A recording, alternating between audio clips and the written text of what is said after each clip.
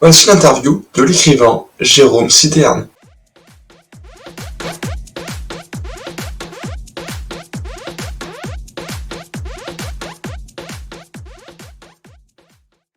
Bonjour les jeunes, dans cette interview, Jérôme Citerne, un écrivain, me répond à un interview. Pour les autres liens de Jérôme Citerne, je vous les mets en barre de description. Voici mes réseaux sociaux. Je suis très actif sur Snap et sur Insta. Tous et merci beaucoup pour l'invitation, pour l'interview. Ça fait drôlement plaisir de recevoir une invitation de la part des jeunes ordinaires, donc c'est génial, vous faites du super bon boulot, continuez, c'est de la balle. Donc je me présente, je m'appelle Jérôme Citerne, je suis auteur de science-fiction et de fantastique, publié donc chez Farallon Édition, best maison d'édition in the world, salut les copains, cœur avec les doigts. Et voilà, donc merci beaucoup encore une fois, comme j'ai déjà dit, pour cette interview, pour cette invitation. J'ai commencé à écrire, j'avais 17-18 ans. À la base, donc mon premier roman était un scénario de jeu de rôle qui s'est révélé être nullissime en tant que scénario de jeu de rôle, mais qui me trottait trop dans la tête pour que je laisse tomber. Et donc j'ai fini par le coucher sur papier et en faire un roman. Et donc une fois que j'ai terminé d'écrire cette histoire, je l'ai filé à mes amis, à ma famille, et ils m'ont dit tu devrais tenter, c'est sympa comme histoire. Et ça a marché, j'ai envoyé quelques éditeurs et j'ai eu une touche, donc voilà. Donc je suis venu en fait à l'écriture vraiment par hasard. Combien de romans as-tu... attends, moi j'ai perdu la question. Combien de romans as-tu écrit ? J'ai écrit pour le moment 4 romans. Sachant que j'ai Bienvenue au Saint-Klaus Asylum, le tout premier. Ensuite j'ai le Libraire Service, qui est actuellement disponible chez l'éditeur chez qui je suis, Farallon Édition. Oh, vous êtes fantastique. Cœur avec les doigts mais d'une seule main. Et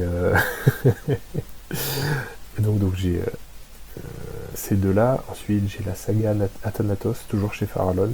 Donc j'ai le premier tome qui est sorti, le deuxième tome qui est disponible également.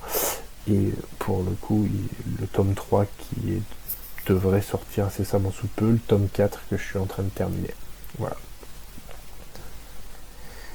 Ensuite, arrives-tu à vivre de ta plume ? Malheureusement non. Ça fait un complément de salaire. Voilà, c'est toujours appréciable de gagner un peu d'argent grâce à sa passion, l'écriture, mais pour le coup non, je ne vis pas de mes livres. Alors quels sont les inconvénients et les avantages de l'écriture ?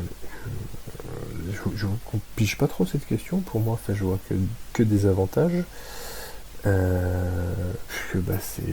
C'est cool, c'est juste trop cool quoi. C'est fun, t'écris une histoire, tu fais rentrer les gens dans ton univers, qu'ils aiment ou qu'ils aiment pas, mais voilà, tu proposes, tu crées quelque chose et c'est génial, c'est juste. Puis écrire c'est génial. Enfin, quand tu écris une histoire, moi je suis à fond dedans, je suis complètement barjot d'ailleurs. Je transpire avec mes élèves, avec mes personnages. Quand il y en a un qui se prend une claque, j'ai mal à la joue avec lui. Enfin, c'est peut-être probablement parce que je suis un peu cinglé, mais écrire, c'est juste génial, c'est très amusant. Donc je vois pas vraiment d'inconvénient. L'inconvénient, c'est que ça paye pas assez.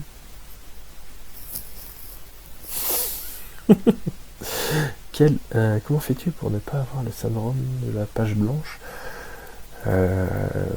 En fait c'est que j'ai la chance d'avoir une vie bien remplie, très heureuse, donc pour pas avoir la page blanche, tout simplement en fait j'écris que quand j'ai envie d'écrire, ce qui fait que c'est assez régulièrement, donc j'arrive à être assez prolifique malgré tout, mais voilà, j'écris que quand j'ai envie d'écrire, j'ai pas de pression, j'ai pas de deadline de manuscrit à rendre absolument à une telle date, donc pour le coup de ce côté là je suis assez libre, donc ça se passe plutôt bien. Voilà, ça se passe très bien. Quel auteur admires-tu ? Quel auteur admires-tu ?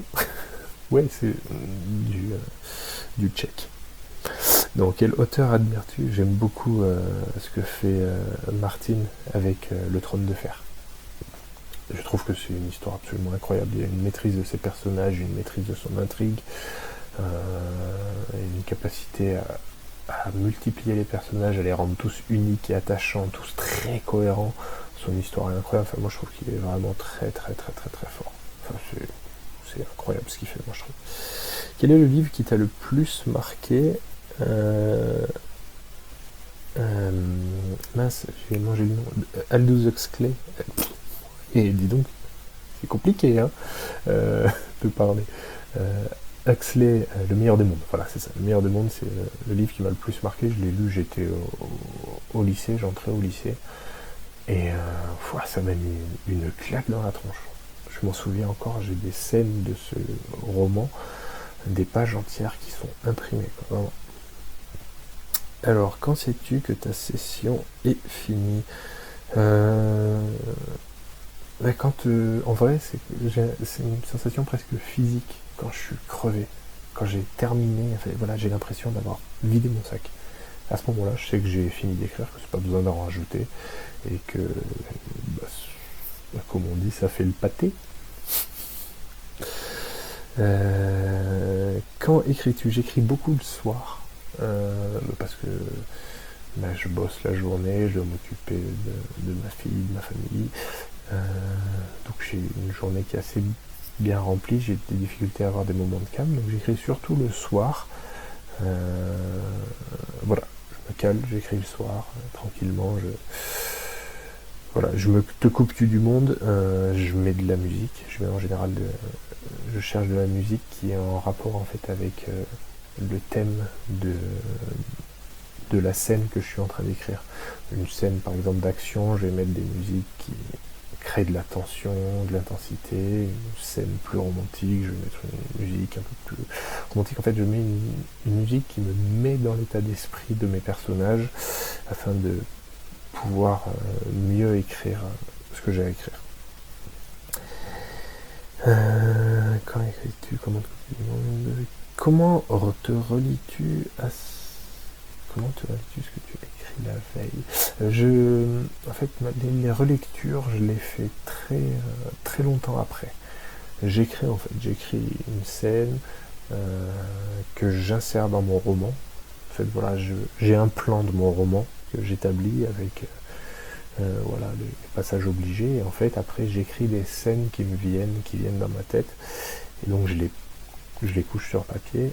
Et une fois qu'ils sont tapés, je regarde en fait où est-ce qu'il s'insère dans l'histoire. Et donc j'écris en fait des scènes. Et une fois que j'ai écrit toutes les scènes qui me venaient à l'esprit, en fait je commence à les imbriquer, à les remettre en place dans mon roman. Et à ce moment-là, je relis la totalité pour voir par souci de cohérence. Donc en fait je relis beaucoup plus tard. Quelle chanson écoutes-tu? Pour écrire, j'écoute beaucoup en fait des OST de jeux vidéo. Par exemple Mass Effect, qui font des OST absolument incroyables. Aussi j'écoute pas mal la série Game of Thrones, Raman Djawadi, qui fait des sons qui sont incroyables, voilà. Donc beaucoup de musique d'ambiance qui mettent des trucs comme ça. Et sinon, pour le plaisir dans la vie de tous les jours, j'écoute beaucoup Youssoupha, qui est un rappeur absolument fantastique, parolier incroyable. Voilà. Quel est le matériel nécessaire pour ton écrit? Simplement mon ordinateur. Voilà, j'ai besoin que de ça. Et puis des écouteurs. Quelle est la chose dont tu ne peux plus te passer, tu ne peux pas te passer pour l'écriture en général? En fait, ça serait les logiciels. Le logiciel Antidote qui permet d'éviter d'avoir trop de fautes d'orthographe. Mais plus sérieusement, ça serait en fait, lorsque j'écris un roman, à chaque fois je crée tout un univers, je crée toute une, une bibliothèque de personnages que je développe énormément. Avant de commencer vraiment à écrire, je développe énormément ce passage-là, et une fois que c'est fait, je les regroupe en fait sous différents fichiers Word dans lesquels je vais piocher ponctuellement.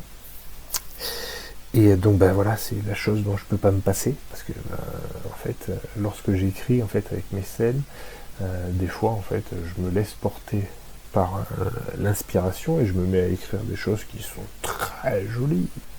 Le mec se la pète un peu.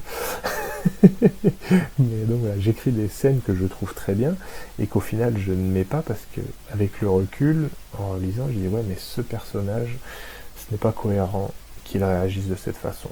C'est pas cohérent qu'il soit ici à cet moment. C'est pas cohérent que les gens réagissent de cette façon-là.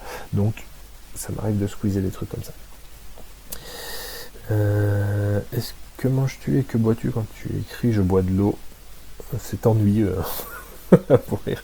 Et je mange pas parce que comme je mange un peu comme un gros cochon, j'ai tendance à foutre des miettes sur mon ordinateur. Et donc c'est crado quoi. Donc je mange et je bois de l'eau, c'est tout. Et merci d'avoir pris le temps de lire ce long message. Merci à vous, merci à toi. Et c'est super, vous faites du super boulot. Merci encore de m'offrir voilà, un peu de temps de parole comme ça, c'est très gentil. Merci beaucoup. Vous êtes géniaux. Cœur avec les doigts. Oui, j'ai oublié un truc. Vous pouvez également donc me suivre sur les réseaux sociaux, sur Facebook, sur ma page auteur, donc Jérôme Citerne, page auteur, tout simplement. Donc voilà. Même chose sur Instagram. Et enfin, donc vous pouvez également donc aller jeter un œil à mon site web, jérômeciterne.sitew.fr. Et donc vous verrez donc dessus il y a toute mon actualité, vous pouvez trouver des bouquins, vous pouvez voir également toutes les bêtises que je raconte. Et voilà, donc merci encore et à bientôt. Cœur avec les doigts encore une fois. N'oublie jamais, on est tous des gens ordinaires. On peut tous faire des choses extraordinaires dans la vie. Crois en tes rêves, ils sont réalisés.